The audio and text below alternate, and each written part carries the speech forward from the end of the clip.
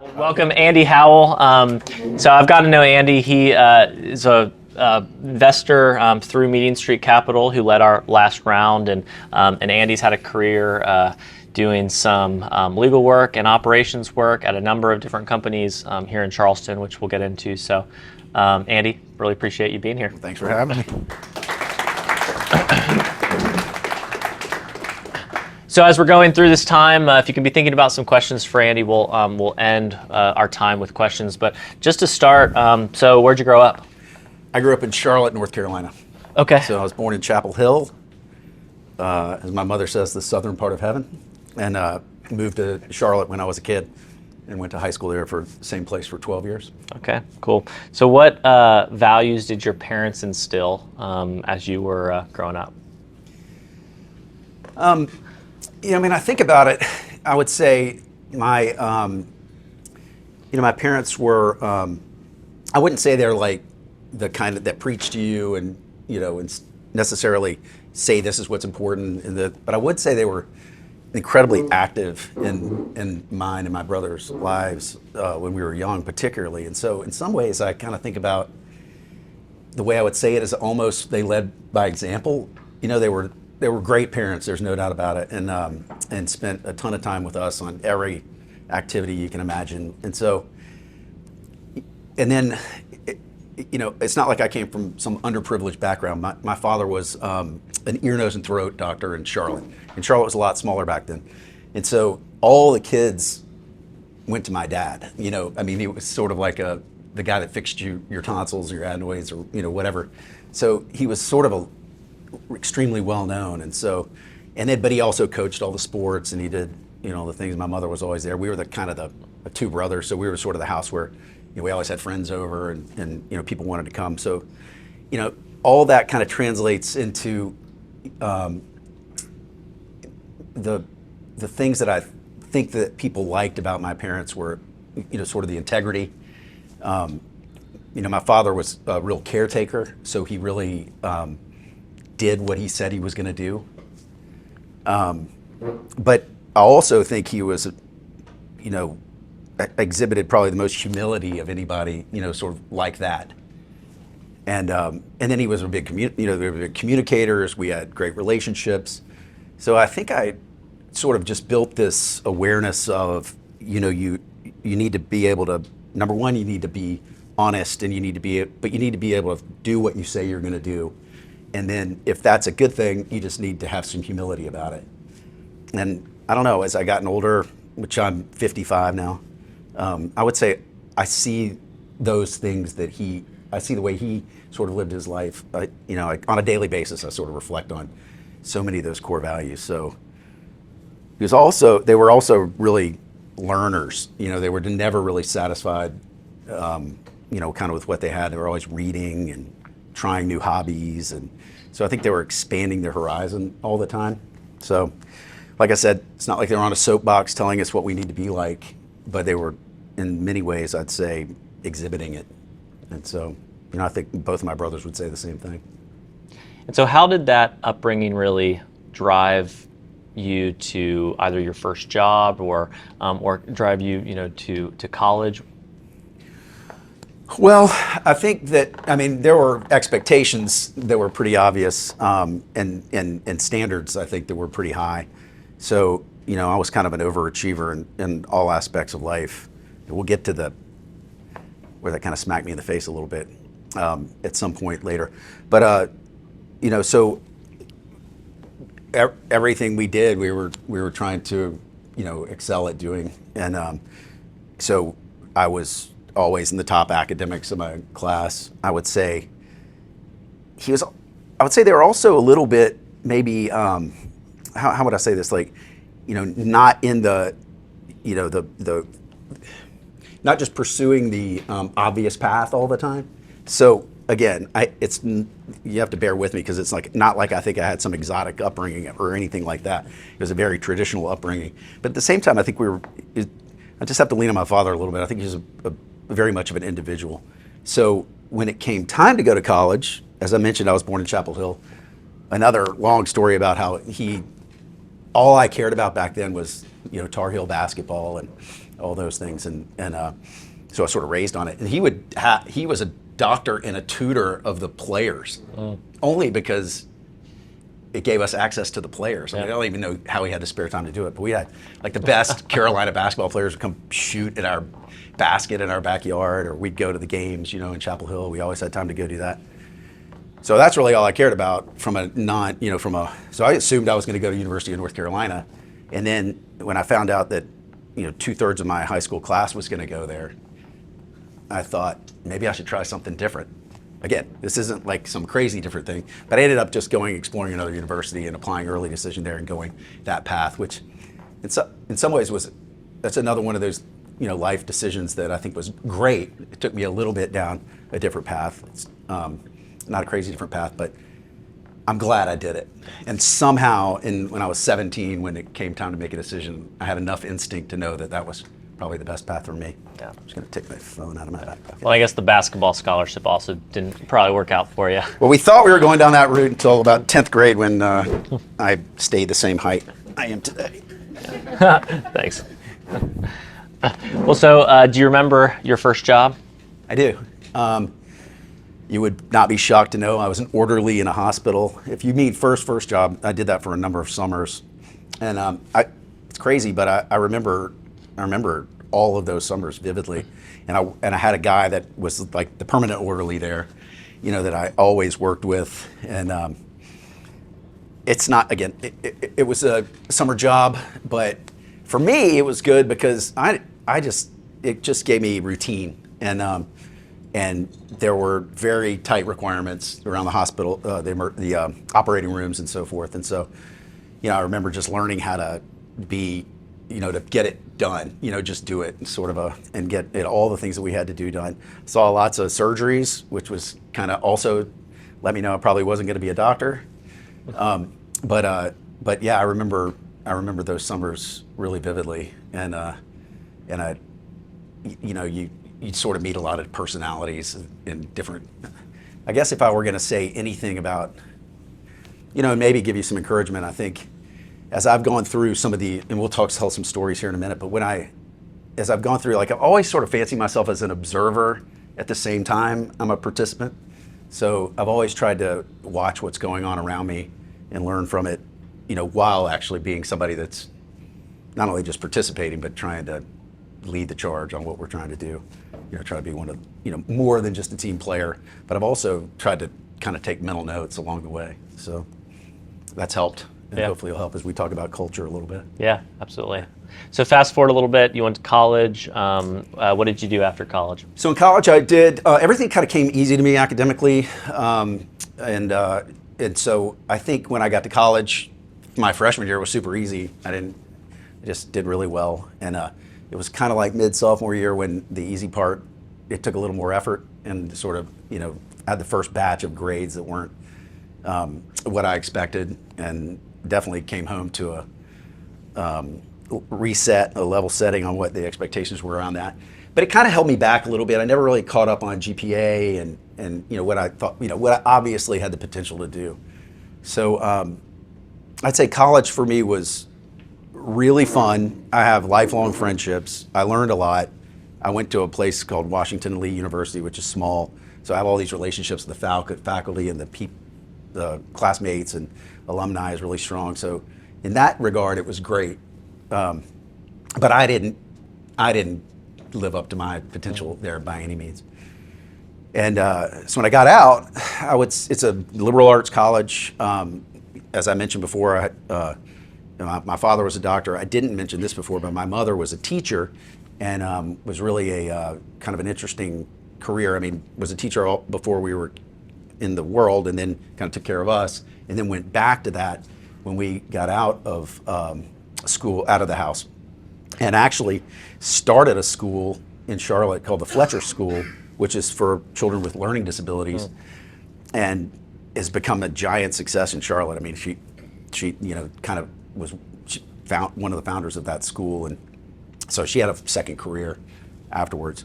But I guess just kind of plopping myself into the world, I didn't really know what happened in businesses I had a strong liberal arts background, a teacher and a doctor for parents. So I didn't really have necessarily I didn't feel confident that I had a skill that translated, and I really didn't know who to ask or, where to start. So I think that's, probably the combination of, I think I had more to prove to myself, and then the fact that I needed to find something that was an area of expertise probably drove me to law school. And I think that happened. Both of those happened. So I was able to go there, really apply myself, study, work, finished at the top of my class, earned a scholarship, was the editor of the Law Review. Now, it's not Harvard, but it was Mercer University in Georgia, which was great for me. Another sort of serendipitous moment going there because it's a small place, another relationship. Relationships are always going to come up in my little life story, I think, probably back to my parents, but also just sort of instinctively in me. And so that kind of communication, that kind of relationship, that kind of trust building has always paid off for me. So these smaller environments worked. And so I did really well there. So that was really good. And then it also gave me something to kind of start my career with, which again, serendipitously, when you go to Mercer, like all the big Atlanta firms recruit there. So it just was a career avenue as well. So that was a real validating thing for me personally, to be able to try hard and see the outcome, which I probably look back on college and say, I left a few things on the table there. Sure. Yeah. Sorry. Well, so that's a good. My brain was forming. Yeah. That whole time. Well, that's a good transition. So then, where did you start your career? So, when you go to law school, I was always really ambitious, but that time, gave me an opportunity to be, aware. So I don't know how much time we have, but I'll try to do the Cliff Notes version of it. But so when you do well there in law school, you go out and you do these summer clerkships. And so if you, in between your second and third year, it's a nice opportunity if you can do two. So you sort of split your summer. Mm-hmm. So one of the reasons I went to Mercer University is because my now wife, we met in college and dated about 8 years before we got married. We've been married about 28. I know it's a marathon, not a sprint, and in a positive way. But she needed to be courted, as she always says. So I had the opportunity. So I thought I would. I mean, that was this. It put me in Georgia, put me in Atlanta. I thought that's where I was going to go. Got these opportunities, and I thought, well, if I'm going to split the summer, I ought to try Charlotte as well. Because I know everybody there, and I know. So I ended up doing half of the summer in an Atlanta firm, half the summer in a Charlotte firm, and that went really well. The irony of it is the Atlanta firm was the entrepreneurial firm, the one where they were representing companies like Case Status that are growing and innovating and had these smart management teams that were really trying to do things, and that was exciting for me. That was really what I wanted to do, and the person for whom I worked the most was sort of this enigma to the young summer people and even the young associates. And he wrote the book on computer-related agreements with the general counsel of IBM. And he's this really crazy smart person. He's a mentor of mine forever. But he wasn't like the highest EQ person. He was just really smart. I mean, I think he finished #1 in his law school class, and he taught undergraduate accounting at the time. But people were just scared of him because he was pretty mean. And so I was always telling my wife, I was like, future wife, I was telling, I got to sidle up to this guy because I'm interested in like all the actions in these computer related companies. This is way before the internet, but software licensing and so forth. And they're the ones that are growing and hiring and, acquiring and all the transactional work. I didn't want to do anything other than transactional work. I wanted to work for business people. I kind of knew that from the start. And I was kind of trying to get some area of expertise that could offer to them. So, flip to the end of the summer. That was great. He was recruiting me. It's time to select the firm where you're going to go work, but even before you go back for your third year, if you're lucky, and I was, and somehow, some way, I picked the Charlotte firm. I think out of safety, again, because I knew everybody. And I'm just going to flip forward really quickly because I knew what was going on in the Atlanta firm as far as just excitement and energy and so forth. And in Charlotte, I knew everybody. It was fantastic. I got to do a lot of cool things, but I was mostly closing loans because Charlotte was sort of like a banking capital back then. I mean, it still is, but it was. And so I was kind of at my desk just doing checklists, and I knew some of the people, and I was sort of. But meanwhile, this person from Atlanta is calling me, going, "You made the wrong decision. You need to come back here. We did this deal. We did that," and then. Personally, like my mother and we were married at this point. My mother and my wife weren't. It wasn't like the greatest personal, relationship. Having my mother in my backyard, and it just wasn't great. So I'm getting called by the Atlanta firm saying you need to come back. I'm going home at night, going like this kind of stinks, but I was pretty ambitious, So I'm gonna flip this story, but I ended up getting a client. I ended up getting a friend of mine who was a controller at a software company to hire us. And when I did that, I got the senior partner at the firm to go with me to pitch the client. And I was like, I don't know what I was, 6 or 7 months out of law school. And so we go and we do, people, like some of the people that were just above me were like, what are you doing? You're not supposed to do this. But anyway, we got it. So we get them, they hire us. And so this senior partner was like, this is amazing. You got this software company, this is gonna be great. And so we go back, he plunks me down in the law library and he says, if you're gonna represent a software company, you need to read. And they have this wood paneled, like old school law library like thing. I'm sitting there and he says, read these 3 books. And what's the first one he puts on my desk? The book written by Peter. And so I'm sitting there going, okay, I'm not gonna read the guy's book when he's calling me to come work for him. And I got a solution for my problem at home. So I went home and I was just like, Nancy, I got an epiphany. I think I got this solved. Went in the next day, talked to him about that. And he said, oh my God, I wish I'd known that. Kind of the same thing happened to me in my life when I was younger. So was able to solve it. Sorry for the long-winded story, but I think I was meant to be with this guy, Peter, and so so we moved and went down to Atlanta, and then it was a big run. So this was kind of like '95, and everything was really heating up, and I got to be back to your things like kind of like the values and so forth. I mean, I wanted to be around people that were innovating, people that were creating, people that were thinking, and I didn't really have that ability. So I kind of had a thing that they would find valuable, which is I know how to do the agreements, and I know how to try to maybe troubleshoot some things, and I know how to do some of the transactions. And then I got a guy that's a lot smarter than I am if I don't know what I'm doing. And so we were kind of a yin and yang, of that. And we had this huge run where I got to work with founders of software companies. Some were bigger, and then when I had my own clients, they were smaller. But it proved out, I think, where I wanted to spend my time, which is in business and around people that are growing businesses.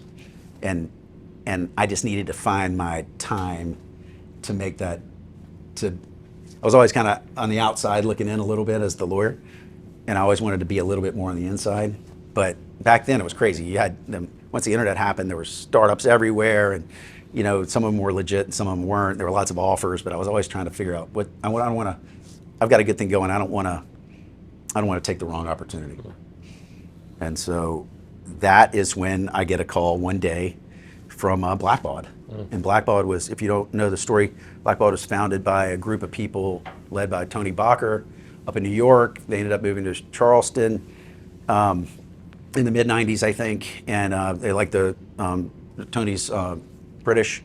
They liked the architecture and the history of Charleston, and that had a university here, and a little bit better cost of living to build a company, and it moved here, and they grew quite rapidly, and ultimately sold the majority of their ownership in a leveraged buyout, basically, to a giant private equity group in San Francisco and one in San Diego and Baltimore, and I guess around right at 2000, maybe 2000, 2001, I can't remember exactly the day.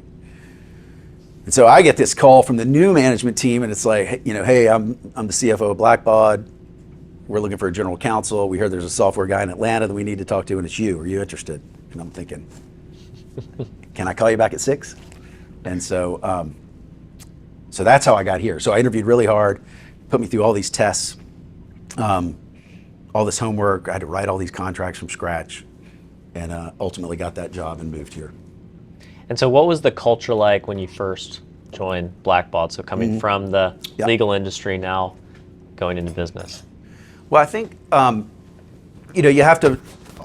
All the stories I'm going to tell about the companies, you kind of have to understand it's through my eyes and through some of these things that sort of are important, I guess, to me. Whether they're just instinctive or DNA or what. But so when I got to Blackbaud, I would just say that they had done that transition. So the management team was newer to the company. Tony and the gang were mostly moved on. So we didn't have a founder. We didn't have someone who, created the software and the company, and sort of had that connective tissue and that passion around it. And we'll get to some of the attributes of that, I think, a little bit later in the conversation. But there are great books out there about business, and there are great things to think about business. But if you think about a founder of a software company who kind of has like an insurgent mindset, right? They see a problem in a space, maybe because there's not a solution, or maybe because the people that provide the solutions aren't as good as it can be. And so, I'm going to go create a better solution, and I'm going to, on behalf of the customers in that industry, I'm going to deliver a better solution, sort of an insurgent mindset, not in a negative sense, but I would just say we didn't have, it would be a fair thing to say, I think, that we didn't have that fire about, what we're, our why. Why are we there every day? From a standpoint of customers or innovation or even passion for the community. I mean, people were coming in from elsewhere, and so I would just say on the scale of 1 to 10 or something, it would be lower on the sense of the rallying cry or the core values or the framework or the mission statement or the why. We're all there. It would be more disparate. And so while they were fantastic operators, and I learned more than I could even ever say about how to manage a business, and it was a fantastic business and a fantastic set of operators, I don't think that they viewed themselves, like, this is a real stretch, but sometimes you see companies like the person who brought it to life. I mean, the company and that person are kind of alter egos. I mean, they're inseparable. I mean, they're, and that comes with its own set of challenges, which are really good. But we didn't really have that. And I think that, I just, in all honesty, I think that I was aware of that, and it, I need a little bit of that fire, passion to get up every day and go, work as hard as I can. It so happens that I was learning so much all the time, and people always say, like, how big's the legal team at Blackbaud? And I'd say, like 5'10", 185, because it was just me, and so we grew like crazy. So there was always a ton to do, and we were in different countries, and so it was an invaluable experience. But from a culture standpoint, I don't think it would rate super high on that type, or at least culture that that I would define, which would be that common set of beliefs that we all kind of agree are ours. What was then your why for getting up every day and going to work and doing your Well, like best? I said, I mean, we were growing. We were the leader. We were in London. We were in Sydney. We were acquiring businesses. We were on a path to go public. I would say I was around the smartest private equity investors, in the world, in Hellman Freeman and JMI. I got to do all the board meetings. I got to do all the employee stuff, all the customer stuff, all the vendor stuff, all the international stuff. I mean, it was a dream, So, I think that was just sort of oversubscribed all the time. So for me, I was, and here I was in Charleston 20 years ago. I didn't really know. I had some friends here. I mean, I got to know people a lot. But I mean, I kind of zoomed in from Atlanta, plunked down on Daniel Island, and I kind of had a premier job. So that was really cool. But it was constant. Constant in a good way. So when you think about like our world in 2022 and the why, the personal whys and the purpose orientation that people have about work, and the constant work-life integration, and who your friends are, it wasn't exactly like that. It was a little bit work-life balance. We didn't have mobile devices. I got my first BlackBerry at Blackbaud, against a lot of people's will, because they didn't really want to have, it was just a transitional time. Obviously we had the internet, and email and so forth, but it was very much still a landline phone based system. So it's funny we did a lot of things then that were different. When we got a deal in, we stood over the fax machine and waited for it to come in. And when it came in, we went down to the shipping department and cut a CD and mailed it, FedExed it. That's how we recognized revenue. It's amazing, just even that short time. That chunk of my life, a lot of things have changed in my life, but even in the Charleston phase of my life, it's incredible. Yeah. How did things change then when you ultimately went public with Blackbaud? Well, I think for the better. I've been involved with two IPOs, and there's always a question about culture and how do you maintain it, or how's it going to change in light of being a public company. And I actually think that's not that big of a deal. I think in Blackbaud's case, it was really, really powerful because Blackbaud had been very successful, and I don't want to overstate my knowledge of what it was like before I got there. I'm sure all this was done. I'm sure they had to do pitch decks and stories and business plans and all the other things that everybody does.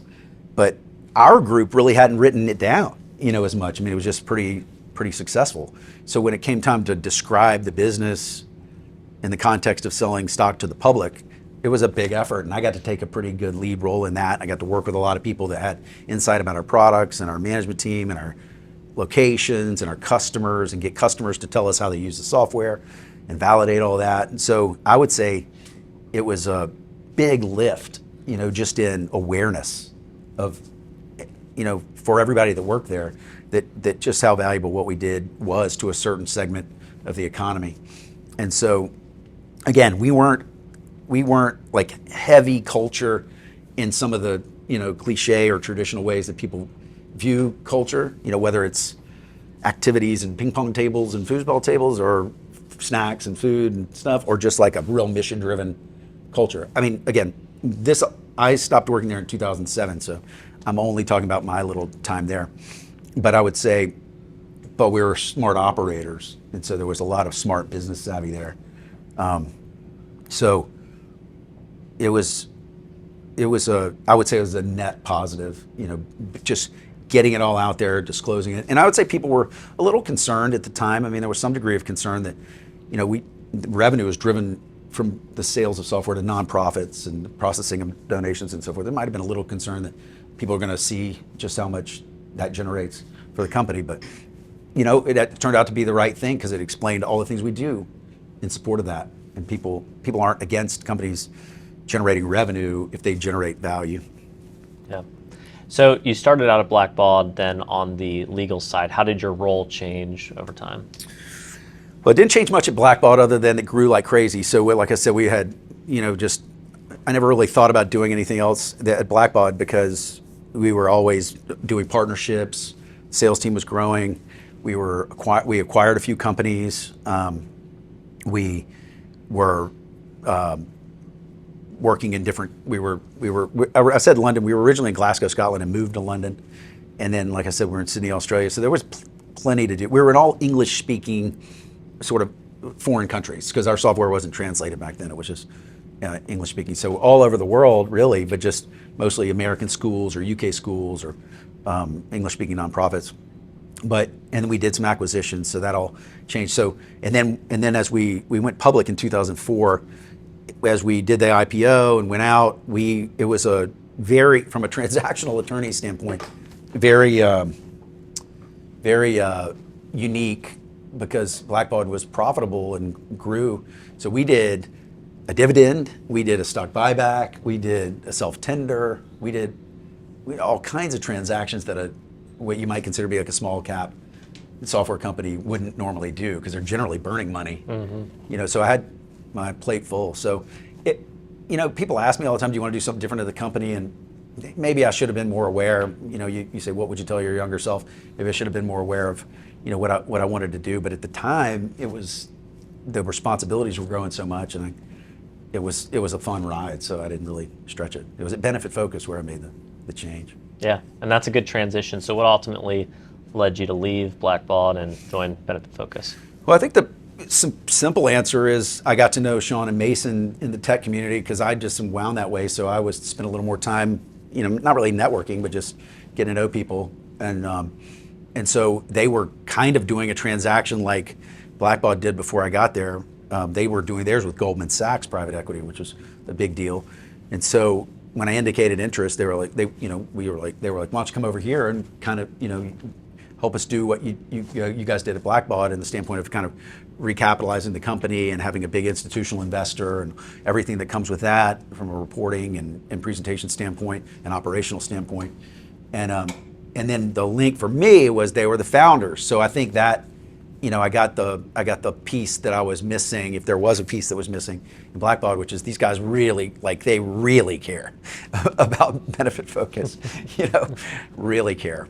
And that's, I like that fuel that you get from, sort of the intertwining of, we're going to win this game, and so that gave me a little bit extra drive. As I joined Benefit Focus, I was the lawyer. I did all the contracts. I did all the little transactional corporate stuff, and then just to skip up, we basically they built software for large companies to do benefit enrollment. But when it came time, and they had some beta customers. When it came time to build the platform and send the data to the insurance companies like Blue Cross of South Carolina, the short story is Blue Cross of South Carolina said, you should sell that to us. We've been trying to build this for a long time. You don't spend your time selling it to individual employers all over the place. Sell it to us, and then we'll bring on a bunch of employers that we're trying to get to do enrollment over the web instead of with paper forms.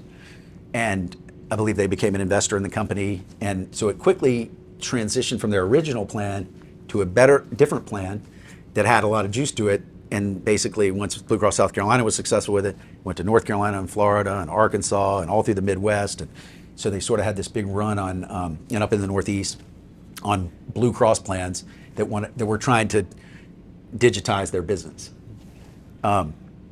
When we were very successful with that, and the business model was great, and so it came a time to think, should we add Plan A back into the mix, and that was selling it to large employers. And so we decided to take a certain amount of our EBITDA and invest it in this, employer business. And back then, even the concept of SaaS was new. It was ASP at one point, and I don't know. And so this kind of having a software as a service solution for large employers for benefit administration was a little bit novel. And so we said, well, we're going to do that, but we have to think of these in kind of two business units. So we've got this big business selling to insurance carriers, and we've got this new business selling direct to the employers. So let's kind of create the business units. And when that happened, I said, well, I'd like to throw my hat in the ring, maybe manage one of them. And it turned out that was a good news story for them, and they were happy to hear about it. And so I ended up becoming whatever we called me at that point, general manager of the carrier business, whatever. And so I got to do that. And that was, again, like most everything I did until 2017 was like the first time I did it, maybe 2016. So that was a whole new thing. I've got to figure out how to manage people and software developers and product and implementations and so forth. So it was really different, totally different. But it was a good year, and we did a lot of good positive changes to the carrier business, to the point that at the end of that, Sean said, hey, I'd like you to be the COO and manage both of the business units. And he wanted to do all the selling. And so I got to be the operational guy for the whole company, which was growing like crazy back then. So as you transition now into this new role that you hadn't had in the past, how did you think about the business from a team and culture and leadership standpoint? Well, Benefit Focus was heavy on culture. So back then, it's just changed a lot since 2015. So you just have to, since I left, but you just have to remember back then it was a very all for one for all. They, heavy on the culture. We did books about our culture. We used those to sell. like doing business with us was, this is what you get from a culture standpoint, a service orientation. We had a badge with core values on the back. Celebration, so it was like anticipatory service, respect the individual, and celebrate were the 3 core values. They were everywhere, symbols of them all over the office. Present, you kind of needed to sign up for that if you were going to join the company. I mean, if you came there and you didn't like one of them, it wasn't going to be long before you sort of worked your way out. And so I think as we decided that was a good representation of our core values, then everybody sort of leaned into that, built it, so you would recruit based on it. We're not shy about it. This is what we care about, and we're going to celebrate, the wins. And if you're into that, you're going to love it here. If you're not, this might not be for you. And so it became really part of the ethos. But that wasn't me. I just was aware of that, and I tried to be a strong complement to it and tried to make it stronger and do my part. It was, and I don't think it was inauthentic. I think it was totally authentic. I think that people were there that really resonated with people. I would say if you were going to, as we move through the culture sort of evolution of the ones I've worked with, while it was heavy on culture and talked about all the time, I guess I would say it was a little top down might be the way to do it. I mean, it was a little bit like, this is our culture, and these are our core values. And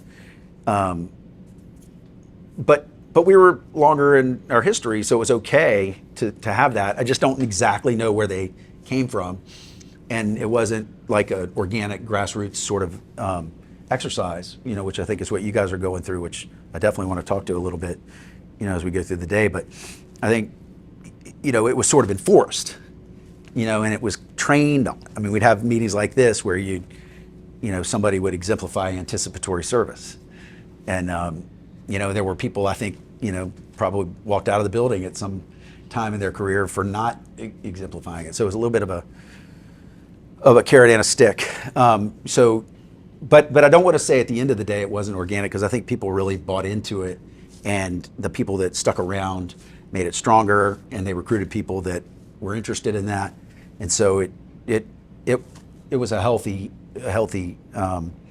use of the kind of cultural framework that we all generally talk about today. Yeah. Well, it sounds like there's a lot of positive there. What about, so of course we're founder led. Yeah. What were some of maybe the weaker things from a culture standpoint that came from? Well, you conflate a lot of these terms, right? So mission statement, vision, core values, culture, and I think that's okay, because I think it's, the culture can be kind of anything. I mean, I always think of culture as just, the simple thing that you always hear in HR, the common set of beliefs, ties that bind, things that we all, because we're all in this room, we all have or agree that are important, whether that manifests itself in some core values, which I think a lot of people use, and I think makes a lot of sense. It's really more of in my mind, it's just sort of this uniting tie that binds. So you see, if you think about it in a non-corporate way, you think about cultures, you think about things that, they have, rituals and language, words, like even like rad, it's like, that means something to you all that doesn't mean something to the same thing to somebody who's just walking down the street. And it may evolve. It doesn't even have to, it may mean a little bit of something different to other people, but it is kind of important to pick the words. Benefit Focus was super strong on words as part of the culture. Employees were associates. If you said employees, it probably wouldn't be a great outcome for you. Customers were customers. That was okay. I'm going to have to even use different words, but in any way, it's pretty funny because I'll leapfrog to the next place I went to work was Benevity, which was just really, really, really high on culture and ethos, and had a manifesto of core values, and I thought was always a little bit much, but it worked for people. And if you called a customer and not a client, the same, you could be escorted out of the building.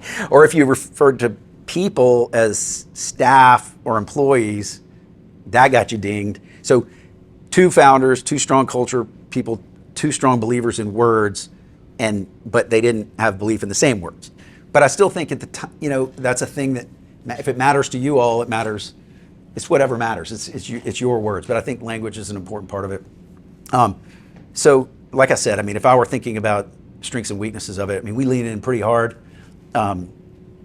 It probably was. The question was like, what's the culture here versus what are these core values? And does everybody really live, meet the bar that they've set is pretty high, or do they hold other people to the bar that's high? And so that's sort of that authenticity part of culture that I think you need to try to crack. Yeah. So as we think about, so you were at Benevity and then Kindful and Bloomerang. So what are some of the main takeaways from culture and leading teams at those roles, those jobs that you've now taken into your new current role as CEO at Uncommon Giving? Again, my personal view, what works for me, I think can generally work for others. I mean, we're all trying to basically tick the personal boxes, right? So some people, there's all kinds of things people talk about, but what are you trying to do with your life, and then how does this part of your life, fulfill that? And so people talk about their personal whys, or and then companies are trying to match that with people so that the arrangement with employees and teams and the companies, it works for both and begets success. So for me, and I think you guys have a unique opportunity with the size that you are. I mean, you've got people have been here for various amounts of time, so it's all pretty new. But I think authenticity, I think, is an overused word, but I think it's really, really important. And if you guys are going to do an exercise on core values where a lot of people get votes and a lot of people can kind of observe what they've seen, what resonates with them, what works with customers, what works with the story that you're telling and living, I think that's really important. So grassroots might not be the right word, but co-ownership of it, I think, is a really powerfully engaging thing. So if you have ever seen the engagement scale, passive recipient of good things. So, maybe on some of my experiences, this is what we are. So know that is, that can be a good thing, but it's probably less engaging than we're going to co-own and co-create this thing together and evolve it over time. And that's at the upper end of the engagement scale because we all came up with it together and we all own it. And so I think that, that's really important. So I think from a leadership standpoint, allowing for that, I think is really important. And then from just a co-ownership point, getting where you sort of roughly think you're on point, this is us, this is who we are. It's hard to write it, right? I mean, it's just, the fact of the matter is you're going to write words that aren't 100% perfect. But if they're the spirit of it, and you've seen a million of them, and there's adjectives, gerunds, verbs, whatever they are that people pick to sort of describe themselves. If it can be pretty close, then I think, own it. You need to kind of own it and improve it and strengthen it, and then I do think I do think it's a cool thing to use it as part of your recruiting, because I do think that you want to, if you buy into it and believe in it and it works, you want to have people that agree. It's not, you don't want to change people, you just want to have people that say, yeah, that's for me, because that's going to appeal to their personal missions and personal ambitions as well. So culture is a really cool thing to continuously think about. It can be a little bit manufactured if you overthink it in some ways. But then if you hit some things that are that resonate with the vast majority of people and say, yeah, this is who we are, this is what we want to do as a team, this is our rallying cry. That's why I use those other things. I mean, this could be a strategic plan for it could be, it could be anything. This is what we want to look like when we decide we've achieved our objectives. Part of that's culture. And then do the things that work, put posters up and symbols up and remind each other, of that. And I think that those are the tactics that kind of get behind it. But it's got to come from a place, at least for me personally, it's got to come from a place of authenticity. Because if I've just been around for a long time, and I've interviewed at different companies, and I've met a bunch of different companies, and I've met a bunch of people that put a slide up and say, "This is us," and it isn't. I mean, it's just not. Yeah. So it's okay. I mean, you need to. This is what we do for a living. This is how we want to do it. These are the people that we want to be around while we do it, and connecting that is just makes work a lot more fun. Makes work a lot more fun. Because it is work. Yeah, so. I think everyone who's been here for at least 6 months, or maybe even for some who've only been here for a couple months, we've talked about what does it mean to be rad at case status, and I think people are starting to identify what does that mean to me? What is the case status that I want to work for the next 2, 5, 10 years, and we have the opportunity where we get to create that, because when we created our core values initially, there were 7 of us in the room, however many years ago. Before COVID, our company looked a lot different, and so we have this opportunity to really use this as a roadmap of where we want to be in the future. Well, I mean, I just think it's a never-ending process. So I think the fact that you carve out some time to devote to that, it's mid-July 2022. You've done it before, seeing how it kind of stands the test of time. Different people are involved. Different people have come for a variety of reasons. So understanding that, what was appealing, what do you find appealing to be here? What do you think was appealing to come? All that's going to weave into this tapestry that you're creating. And I think that the only useful experience I had is basically all those things that I pieced together earlier. When I got to Kindful in Tennessee, which is it merged with Bloomerang, but when I got with Kindful at Tennessee, it was really like a 30 or 35 people, maybe 40, and everybody just had their head down working, and they were like super nice, super passionate about what we did, pretty happy, but nobody had ever really taken any time to say, like, well, who are we as a team? Do we care? Do we not want to have this? Do we just want to go do our job and be happy and be friendly, or do we want to, do we want to take it a step further and try to, I always use the wrong words, but codify this kind of concept of, the how of what we do, the way we do it, the culture part, the how. And so everybody said, no, we really want to do that. We're just like a little bit introverted, but we really like each other, and we really like our customers, and we want to do something special. And so I kind of took the role as scrivener, organizer of it, maybe shepherded a little bit, but I said, we just did the same drill, right? Who are we? What words pop in your mind? What gets you out of bed? What do you view as a, success factor? How to do it. And of course that kind of manifested itself in this big word mapping kind of thing, and a bunch of words came out that were obvious, and we ended up just kind of putting some meat on the bones and saying, this is, with all humility, this is the first crack at what we've heard from you all about who we are and what you think is important, and what might be a decent description of what we are, and we called it the Kindful Way, and it worked. Everybody's like, that's about as good as a first crack as we can do. And then we had people sort of randomly send, hey, I'd probably change that last sentence to this, or move the order up, or maybe this verb's not the right one, over time. So it actually evolved a little bit. And I think it was a little bit on me, because I was like, I don't think it's anybody's job to tell a group of people, what their core values are, what's important, or, if you even need core values to have a high performing company. I kind of think it's fun if you do, because it's a little bit different than, we want to hit this bookings number, or we want to, some of those things have actually been my core values. I'm not even ashamed of it. I'm like, no, I want to work for a company that's the best at what it says it is, and that's a fine why. But other people want to have more purpose or more.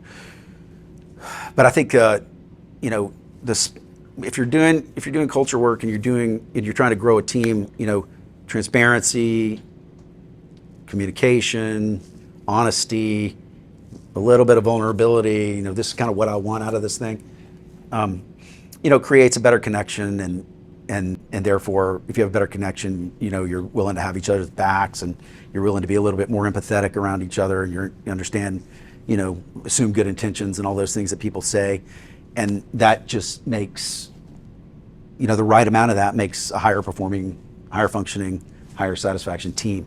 Yeah, and it probably gives you some accountability too. I mean, if someone Totally. isn't exemplifying the kindful way, it gives you something to point back Well, if to. you called somebody out on it, they would be less likely to just think you're a jerk, because hopefully they would go, oh, yeah, you're right, or you're wrong for this reason, or whatever, and you'd have like a reasonable conversation because you've got enough of a connection with each other to know that everybody, it's not just 25 to 30, individual free electrons running around trying to do their own thing. It's a bunch of people trying to be their own people, contributing to this, bigger outcome for everybody. Yeah. And that can be fulfilling. I mean, it has been for me. I think, the best thing I've ever done is, be a part of a good team, and hopefully be a good team member on that team.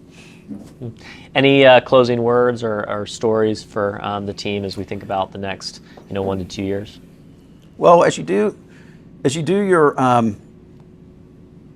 exercise, try to be forward thinking. I think, look, you guys are going to be a lot bigger at some point.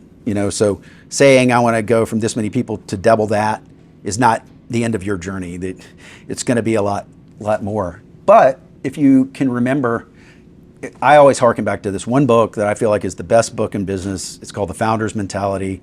It's written by Bain Consulting. It's worth a read. You can watch an 18-minute YouTube on it and get most of it.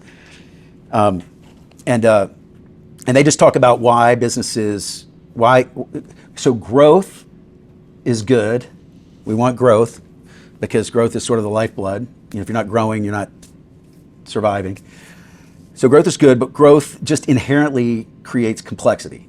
So that's okay. Growth creates complexity. The question is, how do you deal with the complexity? And as you get bigger, sometimes people lose a little bit of what they refer to as that founder's mentality. And so, maybe you get to a situation where you've got, I don't want to say any examples, but something's gotten out of whack in the business. And so what do? You go hire a been there, done that person from some big company that's done that. Well, they sort of bring bureaucracy to that problem rather than solving it. Yeah. And so you always want to remember sort of those core original principles. And the ones that I always stick with are, at some point in every company's life, and the fact that they survived was they had that insurgent mindset that I mentioned before. So they're actually like, we have to do this for the industry. Like the choices they have stink. They're going to want this because it's better than everybody else. And so, trying to remember that, we're trying to sort of do better for the vertical we support than everybody else. I think that's really motivating. And then this concept that they have a frontline obsession. So they would say, as businesses grow and deal with complexity, they sort of lose their obsession with the front line. So that starts with the customers, that starts with the people that support the customers, that starts with understanding that the product is meant to do something for a customer, and companies kind of get distant away from that. So you always want to remember, kind of at the end of the day, you always want to know who your customers are, and you always want to know why they would buy your software, and you always want to, for so many reasons. I mean, just third-party validation, just the chemical reaction it creates when somebody's like, yeah, I use your tool to do this. It's like, and then of course it's how you grow. So I think just whatever those things are that you think sort of, made case status get to where it is, makes it a little bit better than everybody else. It could be product, it could be people, it could be all of it together. Don't be shy about that. And as you get bigger, hire people that want to kind of pretend like it was back in the days when you had 7 people and you were fighting the fight on behalf of survival and winning for the right reasons. Yeah.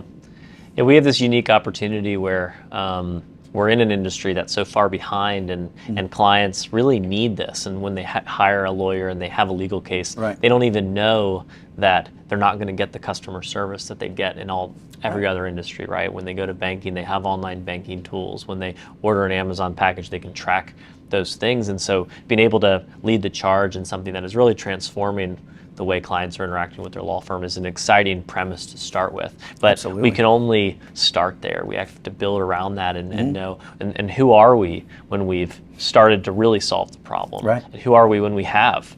And what does it look like long term? And so I think this is a really cool time to kind of put the flag in the sand and say, hey, here's where we're going to start. I mean, we've been Dropbox has relaunched like 6 times. This is, and we're not relaunching, but we're saying, hey, this is a new point in the case status future where we're going to say, hey, we're going to really lean into what we know we are, right. Not in a cocky way, not in a we've already done it. We haven't. We're still early in our journey, but if we can build core values around humbly, giving great customer service with transparency and trusting our teammates and being curious about the problem and really leaning into our customers, I think all those things will really have a positive outcome for us. Yeah, and I think if you end up getting to it, I mean, everything's kind of an iteration and a constant build. So I don't think if I finished up tomorrow or whatever and it's not 100% complete, but or 80% of it we feel really good about, 20 we're still working on, that's fine. I mean, I think it's never going to be perfect, and it's hopefully never going to be complete, because you do want to iterate on it. And then I have lots of visuals, a way to think about whether you want to call it the strategy or the tactics or whatever. Everybody has all these conversations where they almost talk around each other because they want to get the right word. But Sean Jenkins used to do a really cool thing where he just have these stair-step levels in a visual, and it was like, at this, we're trying to get from this level to this level, and this level to this level, not this level up here, so we're trying to make incremental gains. And so it worked for me, and that level was sort of defined by some things. Like maybe it was, some people have a simple thing. I want to get to this much ARR, or I want to get, and so and you need that because and then underneath it, it's like, what does that look like? How many customers do we have? How many segments do we support? Yeah. How many employees do we have? And it just sort of framed up where we're going in the next level, and then what do we need to do that? In terms of the, what you might consider to be the Howell part of it, which is in my mind the culture and the way we treat each other, and in some ways the personality of the company, and then the what part, what are we doing? The execution. So yeah, it all works together. Awesome. Well, I'm going to open it up for questions. If you'll repeat back the question that they asked, just because they're not mic'd up, that would be great. Yes. A lot of the conversation is based around company values that you've worked for. Obviously, you're going to resonate with some more than others. Do you find that you maybe have a personal set of values that maybe resonate on a deeper level with you personally? You're looking for within a company where you work? Because obviously you worked at a lot of different places. Right. So the question is, companies have different sets of core values. Some resonate, some don't. Do I have a personal set that helped me find the places that were a right fit for me? I guess is probably the best way to. I think so. I think I do. Like I said, I'm trying to learn along the way what works for me and what doesn't. I was never really probably dogmatic about it instinctively, but I wasn't 100% sure. I knew I wanted to be involved with.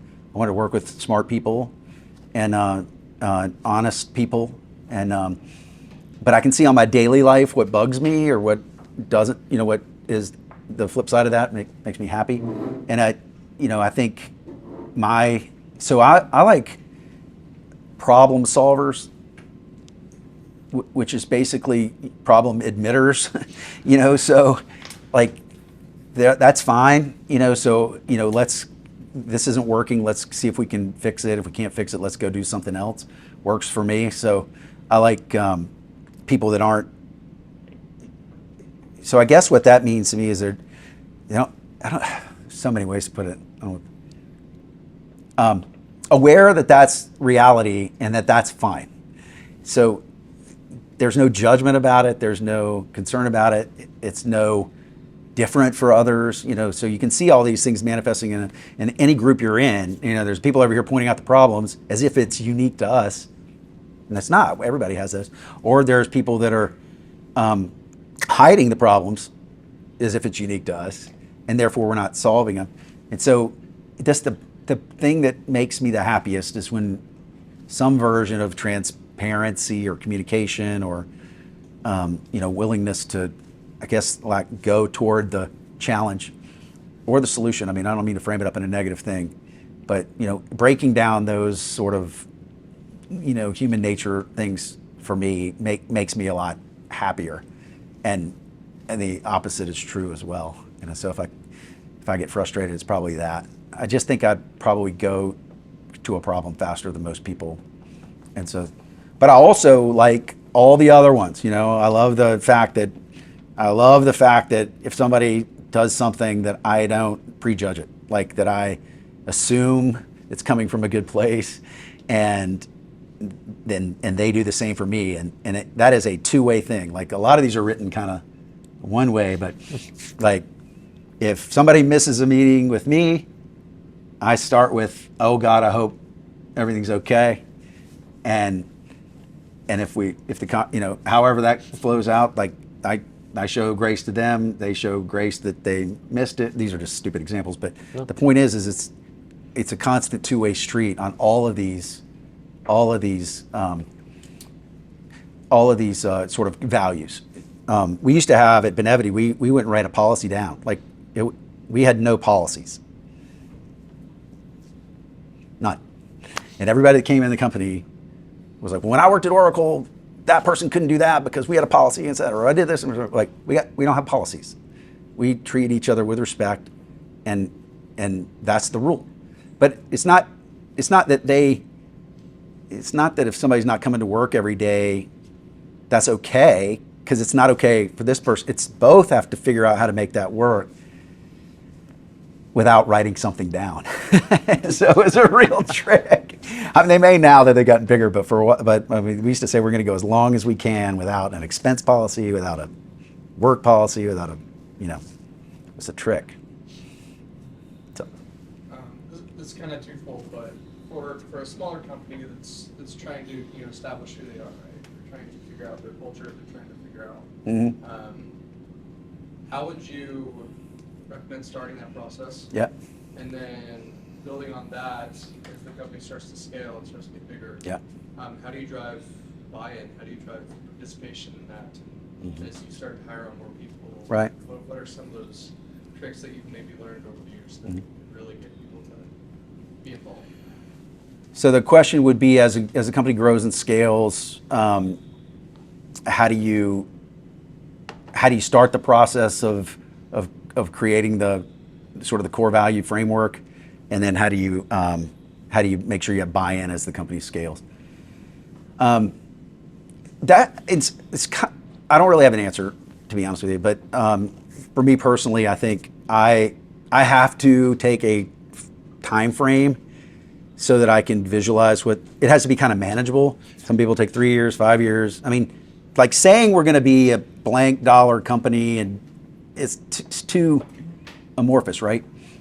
So I try to pick a thing that would be an indicia of success, and everybody would agree that that's success. Sometimes it's a financial metric. Oftentimes it's a financial metric because that's how companies are, measured. So that kind of, you got to be okay with that. In other words, it's just a way to write down what it is. So if you said we want to, so you kind of try to identify like if we are patting ourselves on the back at the end of whatever it is, 2024, because we did a great job, what would we look like? And you just try to write that down. Is it this much revenue? Is it this many employees? Is it this many customers? Is this many features? Whatever. And that might be too tight. But the point is I need an end goal that I can also lay on top of the how we're going to do it. Because I think to your point about evolving core values and goals, I mean, they are different if you're just trying to cross the chasm of a company versus trying to get into sort of the, the early adopter, middle majority kind of adopters of the product. So it gives you a little bit of a level set if you say, okay, that we can at least agree that this definition of success during this period of time is an okay target. And then if everybody can say, yeah, we're okay with that, maybe that works for me, or it's not perfect, but it's okay, then we can move on it. Because otherwise you'll just spend a million hours trying to figure out what works for everybody to call it success. And then you try to find those activities or that how or whatever those behaviors are that, help get you there or past it. And so, some are just the way you want to be, like, we want to be innovative, or, we want to bring solutions to problems, or we want to be the best customer service in the industry, or, whatever those, however that manifests itself. But I just think it helps to think, it's almost like did this get us there? Because if we get there, at least we know we're in good shape. That's the way my brain works. I mean, some people they don't need that. They just want to know that they're working in an empathetic environment with a bunch of smart people that are going to solve problems, and you can trust them, and they communicate. And I just like a little bit more on, we also are aware that we're in this industry and we'd like to be the best group of people performing in this industry, and we think we can be. So You've worked at a bunch of different companies, and I have too, and culture is different at every one. Oh, yeah. Right? What, over the course of your career, common themes have you seen sort of emerge in, especially high-performing teams and Yeah. successful, culture-oriented groups? Yeah. What sort of things have you found that are kind of not unique across them? So you want to, working in a number of companies with different cultures and the way they write them down and manifest it, what have I found that's sort of similar, and what have I found that's different? And maybe less about the process, but more like Yeah. what are the common uniting themes that you've seen over the course of your career? Successful companies. Right. Well, I definitely on the sort of similarities and differences, I think I mean, I mentioned that before about language, and I know that's can be a little bit trite, and I've also seen people abuse that, like you're not permitted to say this word. If you say it, like, that doesn't feel like a great culture, but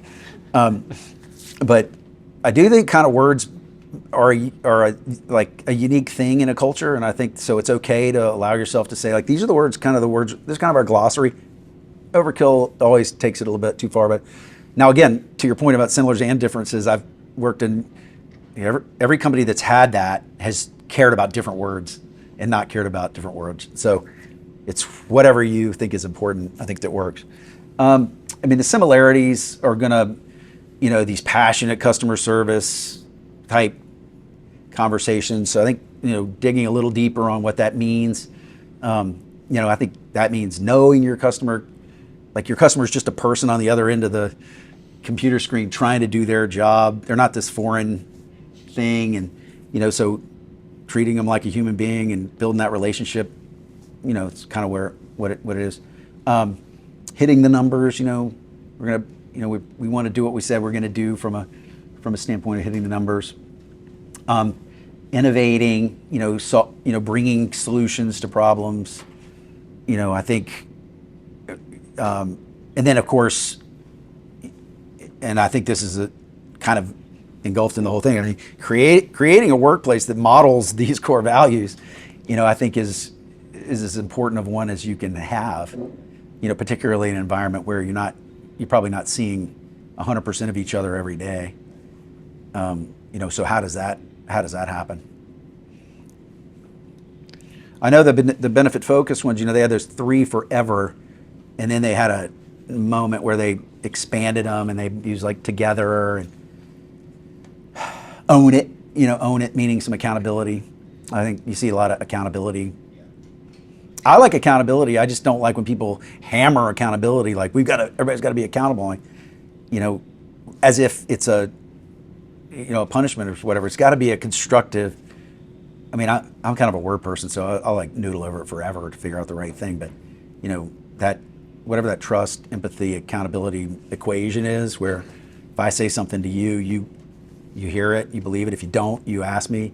And so there's less chance of misunderstanding, and then I don't really have to follow up with you, or you don't have to follow up with me as much. And we all have to somewhat, because you might get distracted, or I might forget, or whatever. So it's okay to follow up. That's all part of the accountability equation. It's like we're all accountable to each other, not I'm going to hammer that person because they missed a deadline. You know, how do you do that? That's pretty. Yeah, it's kind of a hard to reach goal. One more question. Kind of piggybacking off of what he said. Yep. Over the years, what are the 3 top core values that you have seen really delivered based on the strength of the word itself? Because every word has its good side and its bad side. But what are the 3 top that have really delivered in success? All right. The question is, what are the sort of in the manifestations of core values? What are the sort of the 3 top that have really delivered, in my opinion?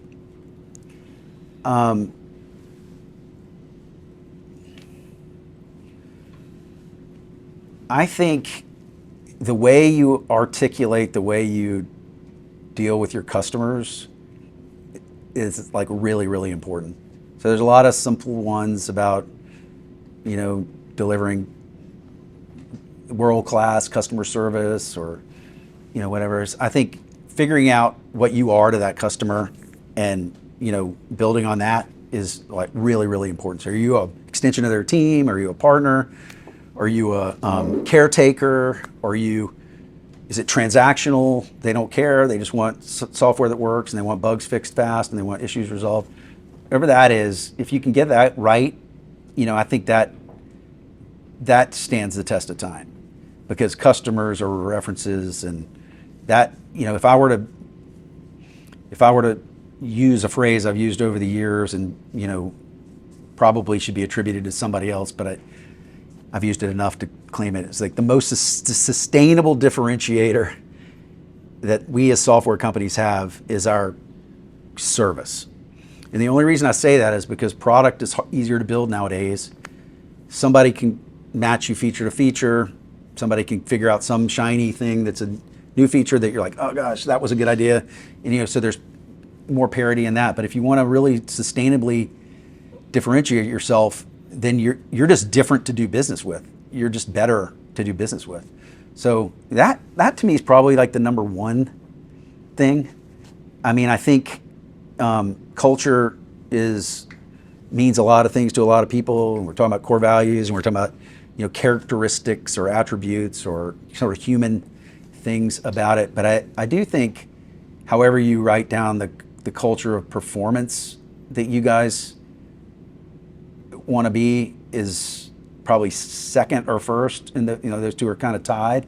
So, I mean, we want to be high performing. We don't just want to be a place where we love each other. I mean, we have to be both. I mean, we hope that the we like working with each other kind of stuff begets a strong performance, but we have to also say, you know, we've got to perform, and that's good. I mean, you know, you're going to learn in your career, you're going to develop your career, you're going to make relationships, you're going to know what that means. And so, you know, I think I don't really give you a third, but I think those would be my top 2. Is like, how are we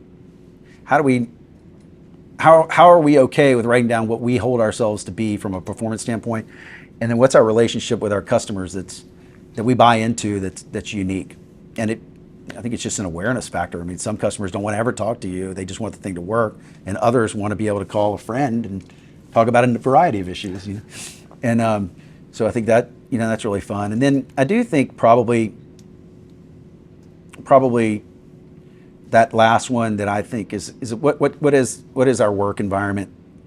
You know, is it open? Is it accepting? Does it model these values that we've talked about, you know, on a daily basis? Do we kind of think about it?